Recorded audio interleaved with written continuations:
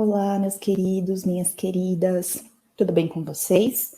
Eu sou a professora Vanessa e nesse vídeo a gente vai dar continuidade ao assunto, de período composto por subordinação. No vídeo anterior, nós retomamos a diferença de período simples e composto, também falamos um pouco sobre as orações coordenadas, retomamos o período composto por coordenação e introduzimos aí quais são as orações subordinadas, o que é uma oração subordinada. Nesse vídeo, a gente vai focar nas orações subordinadas substantivas, tudo bem? Bom, a oração que a gente vai começar é a subjetiva, depois a gente vai falar da predicativa, e entender o papel da oração como sujeito e predicativo do sujeito. Só para a gente entender o que seria uma oração subordinada substantiva, vamos prestar atenção nesse exemplo. Sabemos do seu estudo. Isso é um período simples ou uma oração absoluta. A gente tem o verbo saber aí conjugado. Se a gente fosse transformar essa palavra, esse substantivo estudo em uma oração, em um verbo, ficaria estudar. Então, a gente teria, no caso, sabemos que você estuda. Então, a gente tem um período composto, duas orações. Basicamente, uma oração substantiva é isso. É quando a oração, ela tem papel de substantivo. Ela não é, mas ela tem papel, tá?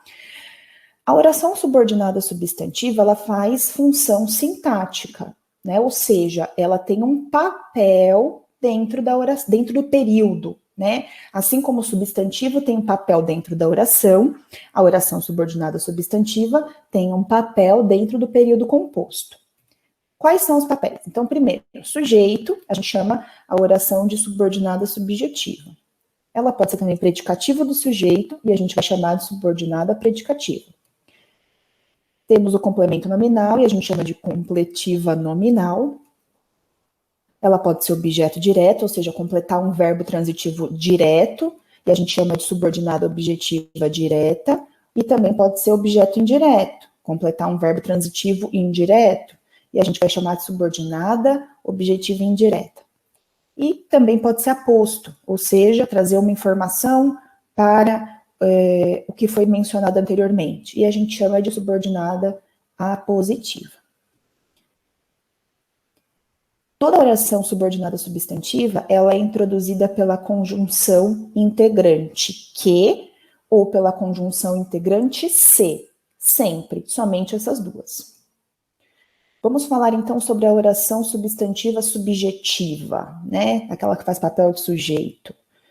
Então a gente tem aí o período. É importante que todos fiquem satisfeitos. É importante, é a oração principal, e que todos fiquem satisfeitos, é oração subordinada, substantiva, subjetiva. Vejam que até eu abreviei aí, para não ficar, porque o nome é grande mesmo, tá? Bom, se a gente olhar para a oração principal, quem é o sujeito? É preciso o quê? A gente não tem sujeito, A oração já começa com verbo, ela pula o sujeito. Então, a oração subordinada completa nesse sentido. Se a oração principal está faltando sujeito, então a oração subordinada substantiva faz papel de sujeito. A predicativa, então a gente tem aqui um período bem parecido. O importante é que todos ficaram satisfeitos. O importante é a oração principal, que todos ficaram satisfeitos, é a oração subordinada, substantiva, predicativa. Por quê? Porque a gente tem ali na oração principal essa combinação de sujeito e verbo de ligação, Então, toda vez que a gente tem uma combinação entre sujeito e verbo de ligação, vem o predicativo do sujeito, vem a característica do sujeito, nesse caso, o importante. Tá, como eu faço para distinguir, então, a subjetiva da predicativa? Simples, a gente percebeu que ambas possuem verbo de ligação, certo? A subjetiva, como é o caso aí, é importante que todos fiquem satisfeitos, a oração principal começa com o verbo de ligação, falta o sujeito. Já a predicativa, ela tem o sujeito, ela tem o verbo de ligação e está faltando o predicativo, tá? Então, lembra, oração subjetiva não tem sujeito, ela já começa com o verbo de ligação. A predicativa, ela tem sujeito, tem verbo de ligação e, portanto, falta o predicativo do sujeito. Bom, vamos falar então agora sobre as completivas nominais e as apositivas, né? O aposto e o complemento nominal em forma de oração. Então, a gente tem aí esse exemplo. Sentimos orgulho de que se comportou bem na viagem. Sentimos orgulho é a oração principal. De que se comportou bem na viagem é a oração subordinada substantiva completiva nominal. Meu Deus. Por que ela é completiva nominal, professora? Porque nós temos aí, né, o sentimos, né, a gente tem um sujeito, esse sujeito ele está oculto, ele é desinencial pelo verbo, nós sentimos, então tem sujeito, tem verbo e tem complemento, orgulho. A palavra orgulho é um substantivo. E essa palavra, orgulho, ela pede complemento. Orgulho de quê? Orgulho de quem? E aí, portanto, a oração de que se comportou bem na viagem completa o sentido da palavra orgulho, do substantivo orgulho. E percebam que tem a preposição de antes da conjunção integrante que. Por quê? Porque o complemento nominal tem preposição, tá? É a mesma coisa da palavra medo, né? Um substantivo medo. Medo de quê? Medo de quem? Precisa ter a preposição. A apositiva é a mais facinha de todas as substantivas, né? Então a gente tem aí, Fernanda tinha um grande sonho, que seu pai chegasse da guerra. Fernanda tinha um grande sonho, oração principal. Que seu pai chegasse da guerra, a positiva. Por que ela é a positiva? Ela está caracterizando, né, o sonho. Que sonho que é esse que a Fernanda tinha? E aí essa característica vem em formato de oração por causa do verbo chegasse, né? Percebam que tem os dois pontos antes da oração subordinada. Isso já indica que é positiva, né? É uma das características do aposto.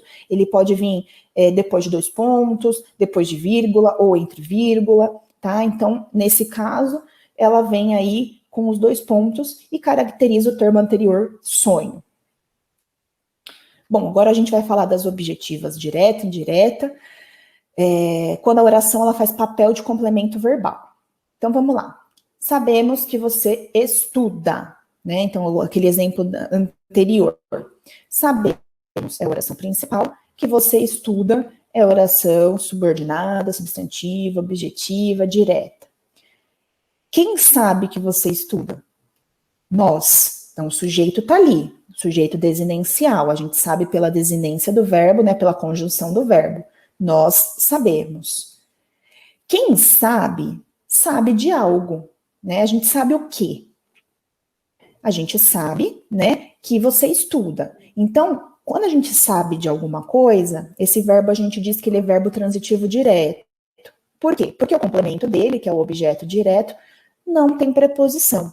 Nesse caso, nesse exemplo, o objeto direto é que você estuda. Então, o objeto, o complemento do verbo sabemos, vem através de uma oração, que você estuda. E como o verbo saber é transitivo direto, não é regido por preposição, então a gente diz que essa é uma oração subordinada substantiva objetiva direta. Completa o sentido do verbo, sem preposição. Já a objetiva indireta, né? A gente tem aqui, lembre-se de que não fez a tarefa de casa. Mesma coisa. Lembre-se, oração principal, de que não fez a tarefa de casa, é oração subordinada, substantiva, objetiva, indireta. E é bom a gente lembrar, né, que o verbo transitivo indireto é aquele que tem objeto indireto, ou seja, tem preposição. Então, quando eu lembro de alguma coisa, lembro de alguém. Portanto, quando a gente tem aí essa oração principal, lembre-se, ela precisa de complemento, o verbo precisa de complemento. Como o verbo lembrar é transitivo indireto, essa oração faz papel de objeto indireto e tem a preposição, porque o verbo transitivo indireto, né, pede complemento que venha com preposição. Bom, basicamente é isso. Ficou alguma dúvida? Eu espero que vocês tenham entendido. Se ficou alguma dúvida, é só falar comigo. Até o próximo vídeo.